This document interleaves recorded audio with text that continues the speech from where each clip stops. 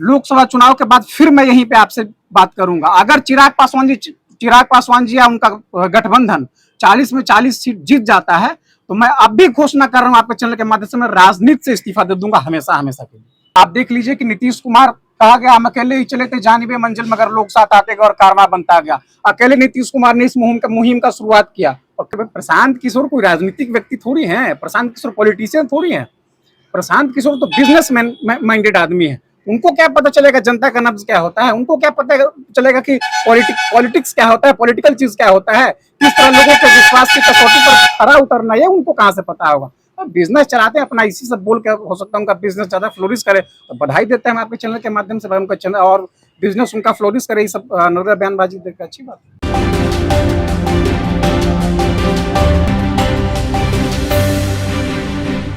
बिहार के मुख्यमंत्री नीतीश कुमार को लेकर जो इन दिनों सबसे मुफीद सवाल है वो ये है कि नीतीश कुमार क्या प्रधानमंत्री पद के उम्मीदवार होंगे। नीतीश कुमार, ललन सिंह, सब लोग ये कह चुके हैं नीतीश कुमार प्रधानमंत्री पद के दावेदार या उम्मीदवार नहीं है। वो विपक्षी एकजुटता का चेहरा है, विपक्षी गोलबंदी का चेहरा है। लेकिन जेडीयू के कई बड़े नेता नीतीश कुमार को प्रधानमंत्री पद का दावेदार बता चुके हैं। वो कह चुके हैं कि प्रधानमंत्री नीतीश कुमार जैसा होना चाहिए। और दूसरा जो सवाल है, विपक्ष नीतीश कुमार के जो राजनीतिक विरोधी हैं वो उठा रहे हैं कि आखिरकार नीतीश कुमार संयोजक क्यों नहीं बनाए गए। तो कृष्णा जी, नीतीश कुमार को लेकर पहली बैठक से ये कयास लगते रहे कि संयोजक बनाए जाएंगे। 3 बैठकें हो गई, नीतीश कुमार को कोई बड़ी जिम्मेवारी इंडिया में नहीं मिली, संयोजक नहीं बनाए गए वो। देखिए, आदरणीय मुख्यमंत्री जी शुरू से ही इस बात को लेकर के चल रहे थे कि किस प्रकार हम लोग राष्ट्रीय स्तर पर विपक्ष को गोलबंद करें, विपक्ष को एक करें। उसमें तो कहीं ना कहीं हम लोगों को व्यापक सफलता मिला है। और जहां तक बात रहा संयोजक बनाने का, तो आरजेडी से माननीय तेजस्वी यादव जी को और हमारे पार्टी से माननीय राष्ट्रीय अध्यक्ष जी को बनाया गया है। इसमें तो कोई दिक्कत नहीं है। बिल्कुल देखिए, हम लोग चट्टानी एकता की तरह जो इंडिया अलायंस जो बना है, Indian national democratic inclusive alliance, वो चट्टानी एकता की तरह काम कर रही है। और आने वाले लोकसभा चुनाव में बीजेपी का निश्चित रूप से सफाया हो जाएगा।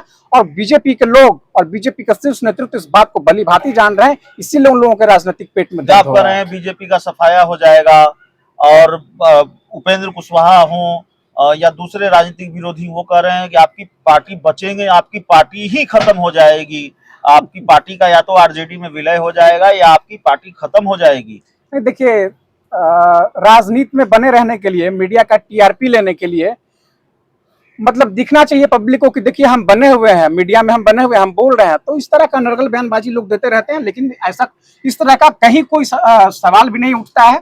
आप देख लीजिए कि नीतीश कुमार कहा गया हम अकेले ही चले थे जानिबे मंजिल, मगर लोग साथ आते गए और कारवां बनता गया। अकेले नीतीश कुमार ने इस मुहिम का शुरुआत किया और कितना व्यापक सफलता हुआ। कश्मीर से लेकर कन्याकुमारी तक सबको एकजुट करने में हम लोग सफल रहे। तो हमारी पार्टी तो बिल्कुल, हमारी पार्टी ही नहीं बल्कि पूरे विपक्ष के लोग एकजुट है, मजबूती से काम कर रहे हैं। नहीं, मजबूती से काम कर रहे हैं, ठीक है कृष्णा जी, लेकिन अब प्रशांत किशोर हैं, अरे वो तो आपकी पार्टी में नंबर 2 की हैसियत में थे। प्रशांत किशोर पार्टी के राष्ट्रीय उपाध्यक्ष थे। वो कह रहे हैं अपना ठिकाना नहीं है, अपनी पार्टी का ठिकाना नहीं है, और दूसरों को आप चले हैं प्रधानमंत्री बनने के लिए। प्रशांत किशोर जी का कहाँ ठिकाना है?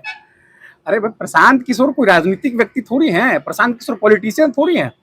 प्रशांत किशोर तो बिजनेसमैन माइंडेड आदमी है। उनको क्या पता चलेगा जनता का नब्ज क्या होता है, उनको क्या पता चलेगा कि पॉलिटिक्स क्या होता है, पॉलिटिकल चीज क्या होता है, किस तरह लोगों के विश्वास की कसौटी पर खरा उतरना है, उनको कहाँ से पता होगा। बिजनेस चलाते हैं अपना, इसी सब बोल के हो सकता है उनका बिजनेस ज्यादा फ्लोरिश करे, तो बधाई देते हैं हम आपके चैनल के माध्यम से, उनका चैनल और बिजनेस उनका फ्लोरिश करे। ये सब नजर बयानबाजी देखकर अच्छी बात है। नेता नहीं है चिराग पासवान का जिक्र करेंगे। चिराग पासवान कह रहे हैं कि नीतीश कुमार जहां रहते हैं वहां निगेटिव वोटिंग होती है। इस बार तो नीतीश कुमार का और भी बुरी गत होगी 2024 में। इस बात का गारंटी चिराग पासवान दे रहे हैं क्या? अरे चिराग पासवान जी पहले अपना देखें, अपने आप को देखें। जिस गठबंधन में हो गए हैं उस गठबंधन की दशा और दुर्दशा को बचा लें, बाद इसके मुख्यमंत्री जी पर बयान दीजिएगा। और देख लीजिए, बिहार में मुख्यमंत्री जी के नेतृत्व में जितना काम हुआ है, जितना काम किया गया है बिहार वासियों के लिए, लॉ एंड ऑर्डर का स्थापना हुई है, लॉ एंड ऑर्डर के साथ जो विकास हुआ है, बिहार की जनता एक एक चीज को देखती है, सुनती है, समझती है। और बिहार की जनता आदरणीय मुख्यमंत्री जी के चेहरे पर भली भांति मुहर लगा चुकी है। और ऐसे नेता चिराग पासवान जी मैं नहीं समझता हूँ कि उनके बयान को इतना सीरियस भी लेने की आवश्यकता है। वो लोग कैसे बोलते आप रहेंगे। चिराग पासवान के बयान को क्यों सीरियस नहीं ले रहे हैं? तो चिराग पासवान लगातार ये कह रहे हैं कि 40 की 40 लोकसभा सीटें 2024 में हम जीतेंगे। 39 सीटें पिछली बार जीते थे, कुछ कमी रह गई, उसको इस बार एनडीए पूरा कर देगा, 40 में 40 लोकसभा सीटें जीतेंगे। चिराग पासवान को भारतीय जनता पार्टी ले आई है और बड़े मन से ले आई है, तो उनको फैक्टर मानते हैं कि नहीं मानते हैं, चुनौती मानते हैं कि नहीं मानते हैं? नहीं, देखिए राजनीति में सबसे बड़ी बात यह है कि विरोधी दल कितना चुनौती है, ये बहुत ज्यादा मायने नहीं रखता है। पब्लिक के नब्ज को आप कितना समझ रहे हैं, ये सबसे बड़ा चुनौती होता है। और आपने कहा कि चिराग पासवान जी बोले कि 40 में 40 सीट जीत जाएंगे, बहुत बड़ा बात मैं कहना चाह रहा हूँ अभी आपके चैनल पे जी। लोकसभा चुनाव के बाद फिर मैं यहीं पे आपसे बात करूंगा। अगर चिराग पासवान जी या उनका गठबंधन 40 में 40 सीट जीत जाता है, तो मैं अब भी घोषणा कर रहा हूं आपके चैनल के माध्यम से, मैं राजनीति से इस्तीफा दे दूंगा हमेशा हमेशा के लिए। तो हर राजनीति से आप इस्तीफा दे राजनीति से इस्तीफा दे देंगे अगर 40 का 40। अरे अपना जमानत बचा ले वही बहुत, तो 40 का ख्वाब तो पता नहीं कहां से वो लोग देख रहे हैं। लेकिन कृष्णा जी बहुत हल्के में नहीं ले रहे हैं आप एनडीए को। भारतीय जनता आप ठीक है, आपने इंडिया बनाया, आप विपक्षी दलों को गोलबंद कर रहे हैं, लामबंद कर रहे हैं, लेकिन बीजेपी ने भी ऐसी कोशिश तेज की है। बीजेपी उपेंद्र कुशवाहा को ले आई, बीजेपी चिराग पासवान को ले आई, बीजेपी जीतन राम मांझी को ले आई। खबर है कि मुकेश सहनी की भी वैकेंसी है भारतीय जनता पार्टी के साथ एनडीए में। तो लगता नहीं कि बीजेपी भी दलों को गोलबंद कर रही है, लामबंद कर रही है, तो इसका खामियाजा भी, इसका नुकसान भी उठाना पड़ सकता है। भारतीय जनता पार्टी भारी पड़ सकती है 2024 में। देखिए आपने कहा कि जीतन राम मांझी जी और सब लोग उनके साथ गए हैं, तो सब हमारे ही यहाँ से तो सब गए हैं।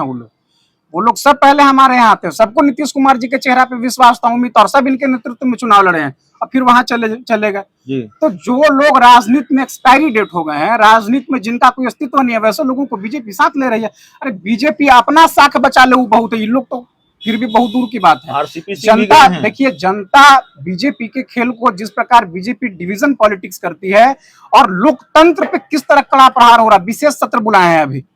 अरे भाई, आर्टिकल संविधान पढ़े होंगे बीजेपी के लोग। आर्टिकल जो है भारतीय संविधान का, article 85 of Indian constitution clearly states that the president of India has authority to call the meeting of each houses of parliament at any time and place he deems appropriate. लेकिन प्रहलाद जोशी जी उसका notification जारी कर दिए 2 दिन पहले, और उसके बाद जाकर के राष्ट्रपति भवन से आया, और दोनों में परस्पर कितना विरोध है। दोनों जो पत्र आया है उसमें कितना परस्पर विरोध है। एक कह रहे हैं कि विशेष सत्र बुलाया गया है और एक में विशेष सत्र का जिक्र नहीं है। तो लोकतंत्र पे प्रहार नहीं है क्या? लोकतंत्र की आत्मा करा नहीं रही है? सर, लोकतंत्र लोकलाज की बुनियाद पे चलता है और उसको ये लोग बेच दिए हैं। अगर ये लोग बहुत दिन तक शासन किए देश में, तो इसमें कहीं कोई शक नहीं है कि डिक्टेटरशिप लागू कर देंगे ये लोग। तो डिक्टेटरशिप लागू हो जाएगा। इस इंटरव्यू में, इस चर्चा में इतना ही। बहुत बहुत धन्यवाद।